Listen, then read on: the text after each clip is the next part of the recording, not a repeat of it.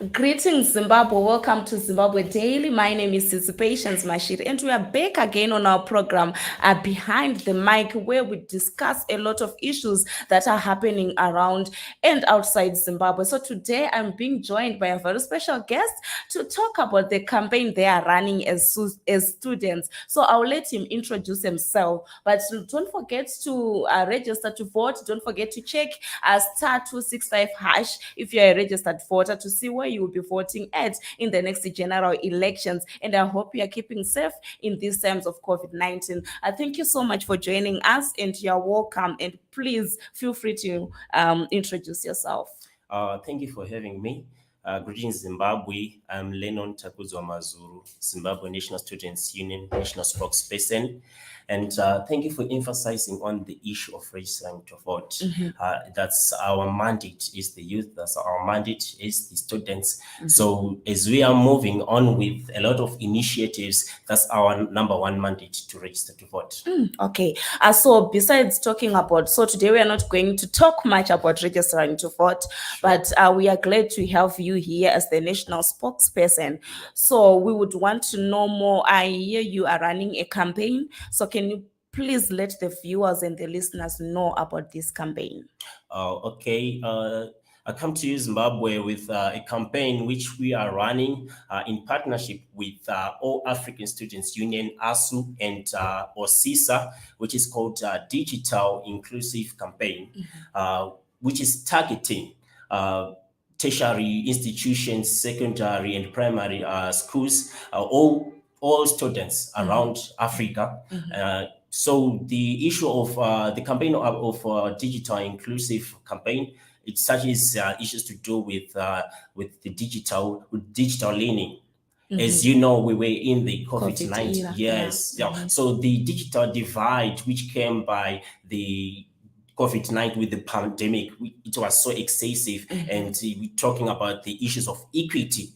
We're talking about issues of data tariffs, accessibility to internet connection during that time and even up to now. So that's all about the digital inclusive campaign. And it is all about engagement. We are targeting to engage the government, our governments. We are targeting to engage mobile network operators. We are targeting internet service providers and all other regional body who runs the internet.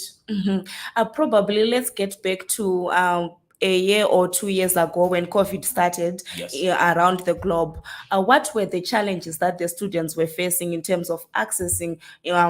People were learning online during those time. What were the challenges that you faced as students? Okay, to start with, we were used to face-to-face learning, but then it was just a shift to e-learning. Yet many students didn't have gadgets. To say, we are talking of primary students, they didn't have gadgets. Secondary students, they didn't have the gadgets. Even some tertiary students, they couldn't access the gadgets. So number one issue was of internet gadgets. They were not affordable. That's the first thing, and they were not accessible. And we're talking about internet accessibility. For those who had internet gadgets, they couldn't access or afford the internet. We are talking even about Wi-Fi at home. There are so many, especially during the start of the COVID-19 era. Many parents couldn't go to work. So to afford to pay for Wi-Fi, yes, and even data. And also those times, the data tariffs were so much. So those are the main challenges we faced. And when we resumed to learning, we are talking about the infrastructure to provide internet at our institutions. We actually, up to date, we don't have such. To those who have just joined us, we are here live at Zimbabwe Daily, and today in the studio, I have the national spokesperson for ZINASU, and we are talking about the campaign that they are running, which is called Digital Inclusion Campaign, where we are talking about, the inclusion to make sure that the students have the access to learn it might be online or whatever they would want to do. But also, let's talk about the kind of networks that we have in Zimbabwe and probably around the other 11 countries that you are working with as students. How is it for you as students? As students, we know we work as Zimbabwe. Our internet service providers are Econet, obviously, and the Net One, and some use Telecel. For those who use internet, those internet service providers, Yeah. and then for a few, they can manage to use Wi-Fi through Zoho, Tel1, and any other providers which provide Wi-Fi. So those are the ones which we use. But as of lately, we talk of the internet speed for those internet service providers. To some areas, it's very, very bad. Yeah. Yes. That's 3G. Exactly. Yeah. We were talking of someone who is staying in Modi. We are talking of someone who is staying in Gutu. We are talking of someone in UMP. And yet, maybe they are on vacation. Let's say someone who is a tertiary student, or yeah. even someone who is learning there, a secondary or primary student. They are nowadays they are doing things online. It's not we have gone digital. So using those service providers in such areas, it's very difficult and hectic also. At some point, even in town, there are so many network glitches which we are facing. Even just during the day, the network can be down. Yes. So it's a challenge we are facing as students. It's a challenge in the education sector which needs to be looked upon especially by the government of Zimbabwe. Yes. Yeah. And maybe let me take you back a little bit. Let's talk about maybe the prices of these data charges. For example, we might say at Econet they have that 10 gig or 8 gig, which they say part of the gig is they work during the night and the other one during the day. How is it, especially when you want to study? Is it affordable, and is it enough for a month for someone who would want to study? Well, to start with the affordability of that data package, I don't think it's affordable to so many students, especially looking at how The other economy challenges. Exactly. Right now, we are facing the issues of fees. As a student, you want to pay up fees. At the same time, you want to purchase data. You also need food. You need clothing. You see transport. You see. So as of late, it was raised. It was at $10, but now it's starting at $12. $12. You see, the data tariffs, they change the data And tariffs. probably your parent will be a teacher or else. Exactly. And I'm not alone at home. I have got my siblings, Wow, 4, 5, and they also need to use the internet. So you would say that the data package is not even enough, because maybe the parent can just afford for me and then say, my siblings, let's use together. So it's something which is very, very difficult. Yes. Yes, and you can continue to send through your messages, send your comments. If you're a student, let us know the challenges that you're also facing in terms of accessing data for you to learn digitally. So maybe to get back to you again, Lennon, Yes. what would you want the government to do for the students? Okay, number one thing, the government need to put up solid frameworks, which makes like the objective of this campaign is to reimagine the education, especially the post-COVID-19 era. So we need to reimagine the education system into something which is resilient, into something which is affordable. You see, so the government need to put up frameworks with these mobile network operators, internet service providers. They need to come up together. And as of late, we're trying to engage the government. We've been trying to engage the minister those ministry. But it seems they do not care. Yeah, they don't even hit to our cause as students. They don't hit to our cause as a union. but yet we are representing and advocating for students' academic freedoms and rights. Mhm, Those are some of the academic freedoms and rights which we are talking about. Yeah, because it's your right to Yes, education. It exactly. is in their constitution. Right. Yeah. So when we are, so it's all about, it's not only about the education right, it's also about the digital right. As a student, as a youth, I have the right to digital, right? So my digital right, it means that I should have access to the digital world, especially when the world has gone digital. As a Zimbabwean student, as a Zimbabwean child, I need to be advanced, to go and be advanced in that way. So the government is it needs to call upon all other stakeholders. They need to come up with frameworks which are inclusive, which include students, let's say, which accommodate students, so that education can be affordable. Education can be accessible, especially when you're talking about the digitalization where we have gone.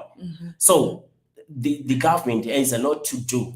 Yes, and you say the budget presentation, it's also something which they should include all those things. When they allocate some part of the money to the education, yes. But we've been seeing the when the SONA was being presented, and even when the budget was being presented, we could see a lot of member of parliament sleeping in those meetings. So I think it might also be difficult for you as students to have someone who will be representing you in parliament, or someone who is a minister of Yes. education, and not being able to understand the needs of young people, especially in the education sector. So in terms of this campaign, how is the response of the other students? Well, the students are backing up this campaign. I want to give an example. Last week I was at Bindura's university. It's a national spokesman of Yes, yes. We're going to institutions, Yeah. checking out the students, how they are doing. So I found out that they don't have Wi-Fi at the school. Yes, they don't have. Yet they are paying so much money. They don't. If you check with Bose students, they will tell you, yes, they don't have the Wi-Fi to even in the boarding houses. But yet they're paying rents. Yeah, They cannot access. So it's quite a challenge. for the students. Yes, even if you go to any other institutions, the issue is to some they provide the Wi-Fi, but you would find students. It's not that strong. It's not that effective to the students. You have to go to a certain place so that it can work effectively, right? Maybe you're at the hostel. You have to go in the corridors, to stay in the corridors, maybe to do your assignments. Whilst you need to do it in your room, at your desk, just doing. So you see the challenge we are having. Those are the challenges. Yeah, maybe looking at it, do you think politics also plays a role in terms of when you talk of the development of education for students? Because we are saying we are from Sinasu, Yes. and we have different political parties represented in schools. So do you think politics plays a role also in fighting these great causes that you'll be fighting for as students? Of course, everything right now is shaped by politics. So that's why you see us as Sinasu answering to the national key question, because politics is shaping the education sector. Politics shapes the health sector. All the social sectors, they are shaped by politics, whereby we have all those parliamentarians giving out, like making up policies. So those policies affect us directly or indirectly, you see. So when a worker is affected, I'm also affected, because my father is also a worker. Yeah. So when they are affected by some of the policies, Policies, yes, it means that I'm also affected. When they raise fees, they are affecting me and my parent also. You see, so politics is at play when we talk about development, because this is development. We are saying let's go digital, let's go all in digital. But when the politics is at foul play, when the politics is not that effective, when politics is not of development, it means that we are doomed as students, we are doomed as a nation. You see. Yeah, this is a great conversation. You might be joining us. We just remember we are talking about the great campaign that we are having here. It's called Digital Inclusion Campaign being run by Zinasu. And yes, you could hear from the conversation that the young people are running a great campaign to make sure that students have access to digital spaces and affordable internet. So maybe as we are rounding up, what else would you want? Okay, let's talk about the lecturers at school. Are they also supporting this great initiative? Yes, the lectures are behind us. Why? Because they're also affected by this issue of internet. One needs to conduct a lesson online. Yeah. How can they do the lessons when just a few students access internet? You see. Vanopedzisira vakansela. Yes. So especially in nowadays, whereby we are talking of transport issues, it's so zviri nani kuti malessons aitwe online rather than kuti vanombotambura ozoenda osvika mulecture room time dzapera. So the lectures are in support of this, because it also affects them as they teach us, as they give out to students. So it's an issue which is broad, which doesn't affect us as students only, but all those who teach us, all those who lecture to us, it affects them also. And what's your message to these mobile operators? Your message to those who provide data services and internet services? Your message to them? Okay, to all the mobile network operators, to all the internet service providers, it is our plea as student advocates, it is our plea as Zinasu, it is our plea as students that they should consider us when they make whatever their data packages. Yeah. Yes. Maybe that brings me to this question. There is a data service which is for students, right? Does it really work? As for me, it's not that effective. So you end up using those ones. Yes, which you are need the expensive. data, those packages need that data which is faster, and you know what I'm saying. Like it's not only about tertiary students. We're talking of a child who is in primary, school, who is in secondary. We are all included there. So we need strong internet, robust internet accessibility, which is affordable as well. Exactly. So which takes us, you know, about the 17 SDGs. We're talking about number 4, SDG number 4, which talks about affordability of education, inclusivity of education. But when we don't have access to internet, it means that then our education, we are deprived of our education, which we should have. And I know that this campaign, it involves a lot of people. It doesn't only involve you as students, it also involves your parents, because they are the providers for you to have this data. It also need the citizens of Zimbabwe also to be part of this campaign. So what's your message to the citizens of Zimbabwe? To my parents out there, to fellow youths out there, my number one message is let's go and register to vote. I will repeat this. Let's go and register to vote in our numbers. This is our key to the education we want. This is our key to preserve our future, right?